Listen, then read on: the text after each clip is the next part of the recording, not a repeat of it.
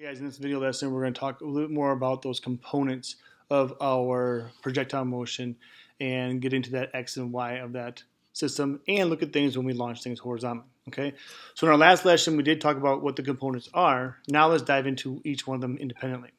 So we have our horizontal component, first of all. Now the horizontal component, what's nice about it is it will not change how we launch things. So if we launch things horizontally at an angle, any launching that we have, this horizontal component will hold true, okay? Again, we're ignoring air resistance. Now, once we launch something in the air, the only force acting on it is gravity. Now, gravity works vertically, okay? So it only works up and down. So if we put something in motion to left or right or in an X direction, gravity has no effect on it, okay? We call that being a perpendicular force to the motion. So perpendicular forces to your movement have no effect, which means that your initial velocity for x will be the overall velocity for x, and it will be constant, okay? So we really only have one equation that deals with the x variable because our change in displacement will equal the velocity it's moving at times the time, okay? So this becomes kind of nice for us because it's a single equation.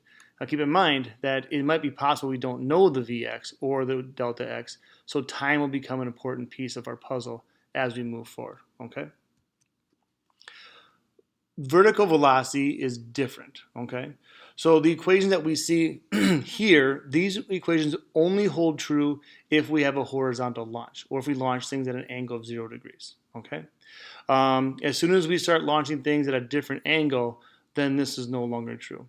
And the reason why these hold true is that initially, if we launch something horizontally, that initial velocity is going to be 0 in the y direction. Okay, so if you think about it, if you shoot a gun perfectly horizontal, or if you roll a tennis ball off of a desk, or throw a ball perfectly horizontal, when it leaves your hand or leaves the gun or leaves the desk, the instant in time it leaves, it's not moving up or moving down. So it has no vertical velocity.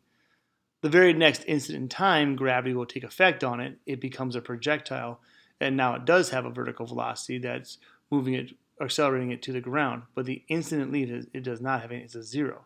So we can take our equations from last unit that had initial velocity, turn them all to zeros, and these equations simplify for horizontal launching. Okay, notice how the VI is missing from all of these equations, okay? These equations combined with the x equation now allows us to solve for two-dimensional projectiles. Keep in mind that time is the only variable you're going to see in both sets of equations. We go back to this one, we see time here, and we see time in all of these two, at least of these here. So time is going to be our link between this equation and these equations here. It's knowing time. So what's that look like for us? If we shoot something horizontally, we're going to have a delta y, okay? And this delta y, might want to make a little note here, this will be negative because it's going to fall downwards. So our delta y has to be negative. We're going to have a delta x, and that will be positive. So we might put a plus sign here to make that positive. And velocity in the x direction will be constant, okay? Our velocity initial in the y direction right here would be 0. As it falls down, it's going to get faster and faster and faster and faster and faster. So at the very bottom, we're going to hit velocity in the y direction maximum as we take a look at this, okay? Now, most important thing about this whole thing is time, okay? That time interval is the same for both components, okay?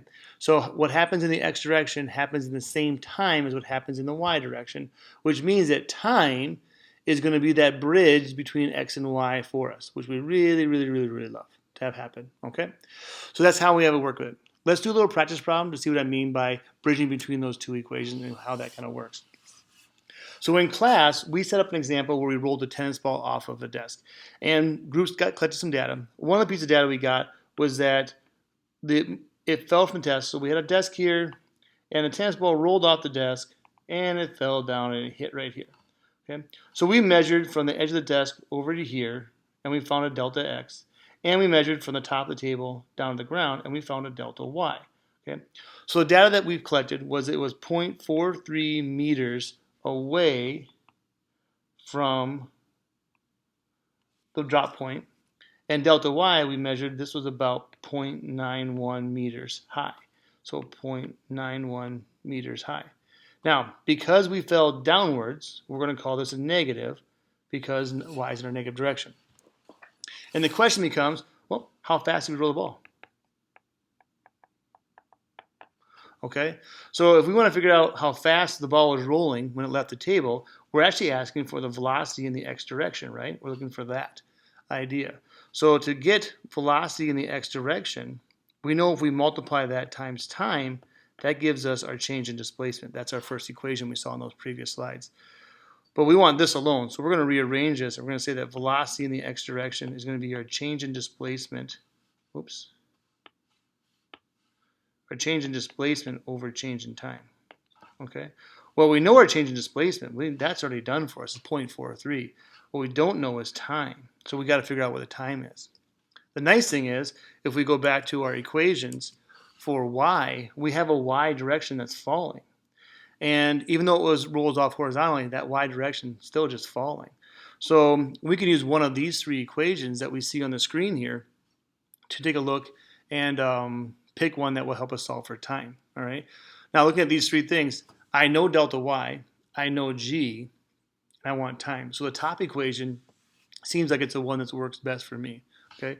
So I know that my change in y is equal to 1/2 g times my change in time squared. I'm going to rearrange this guy a little bit. I'm going to say that if I take 2 times my delta y divided by g, that will equal my change in time squared. Well, I don't want it squared, so I'm going to square root both sides of this problem. And if I do that, then this squared goes away. So what ends up being is that my time is 2y over g square rooted. Okay? So if I take 2 times my negative 0.91 meters divided by negative 9.18 or 81, sorry, meters per second squared, square root that whole thing. And what happens is, if we do that, the negatives cancel each other out, and we end up getting a time, if we punch this in, 2 times 0.91, enter, divided by 9.81, enter, second square root, second answer, and we get a time of 0.43 seconds. Okay? So now we know our time, and we can take time and plug it back in here to solve for our velocity. So velocity in the x direction would be the 0.43 meters divided by 0.43 seconds. Isn't that convenient that they're both 0.43? And we end up getting a velocity of 1.0 meters per second. Okay?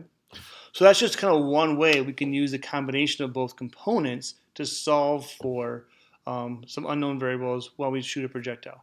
Now keep in mind again that this only works, these equations only work that we see on the screen here if we're shooting something horizontally. All right.